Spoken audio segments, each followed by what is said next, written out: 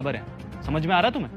Sir I am sorry but sir आप ही बताइए ना, इन लोगों का क्या ही काम है। हम जैसे लोगों का अगर 5 मिनट हम मिस कर दें तो इधर उधर डॉक्यूमेंट्स चले जाते हैं, बहुत बार काम पेंडिंग पे चला जाता है। और वैसे भी इन लोगों का क्या ही काम होता है, इन लोगों को बैठना ही तो होता है। अगर 5 मिनट मेरे काम से बाहर चले भी जाएंगे तो कोई आफत थोड़ी आ जाएगी। सर आई एम सॉरी अगर आपको बुरा लगा हो, but I don't think so कि मैंने जो भी किया वो गलत किया। तुम क्या ठीक कह रही हो अर्जिता, तुम्हारा काम ज्यादा इंपॉर्टेंट है, तुम इनसे ज्यादा ऊंची पोस्ट पे हो।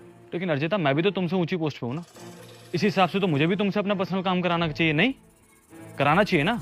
जब मैं मीटिंग में जाता हूँ तो अपनी गाड़ी साफ करानी चाहिए, अपना ऑफिस साफ कराना चाहिए।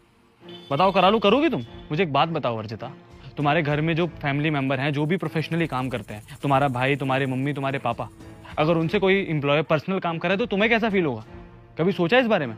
और जिनको तुम इतना बदतमीजी से बोल रही हो ना, इनका काम सबसे ज्यादा इंपॉर्टेंट है, शायद तुम्हें पता ना हो। और रही बात पोजीशन की, तो तुम्हारी जानकारी के लिए मैं बता दूं कि ये भी कोई छोटी पोस्ट पे नहीं है। गार्ड का काम बहुत ज्यादा इंपॉर्टेंट होता है। इनकी वजह से ना हम लोग ऑफिस में, अपने घरों में बहुत सेफ फील करते हैं। तो तुम कोई भी नहीं होती औकात दिखाने वाली। इस कंपनी का बॉस मैं हूं और मैं देखूंगा कि कौन गलत कर रहा है और कौन सही। समझ में आ रहा है तुम्हें?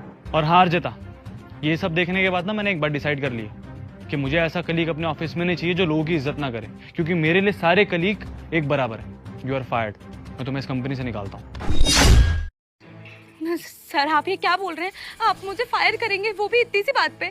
छोटी बात नहीं है अर्जिता, मेरे लिए ये बहुत बड़ी बात है। आज तुमने गार्ड से बदतमीजी की है, हो सकता है कल को तुम मेरे से बदतमीजी करो। और मैं चाहता हूँ मेरी कंपनी में ऐसे लोग काम करें जो एक दूसरे को इज्जत दे, और तुम इस लायक बिल्कुल नहीं हो। मेरा डिसीजन फाइनल है, यू आर फायर्ड। सर आप प्लीज ऐसा मत कीजिए, मुझे ये जॉब की बहुत ज्यादा नीड है। प्लीज आप ऐसा मत कीजिए, मैं प्रॉमिस करती हूँ आज के बाद कभी ऐसा नहीं करूंगी। अगर सॉरी बोलना है ना तो मुझसे मत बोलो, गार्ड अंकल से बोलो। और हाँ, रही बात तुम्हारी नौकरी की, तुम्हें इस नौकरी की जरूरत है तो मैं तुम्हें एक चांस और देने को तैयार हूँ, लेकिन उससे पहले ऑफिस में मीटिंग करना चाहूंगा तुमसे, तुम्हारे बिहेवियर को लेकर। अब जाओ, जाके अपना काम करो।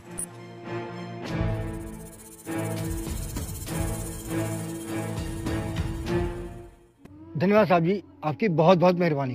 धन्यवाद मत बोलिए अंकल जी, मैंने जो भी किया आपके हक के लिए किया। और हाँ, आज के बाद से कोई भी एम्प्लॉय अगर आपसे बदतमीजी करता है तो आप सीधा आके मुझे बोलेंगे। आपका काम है हमें यहाँ पे सिक्योरिटी देना, ना कि लोगों के पर्सनल काम करना।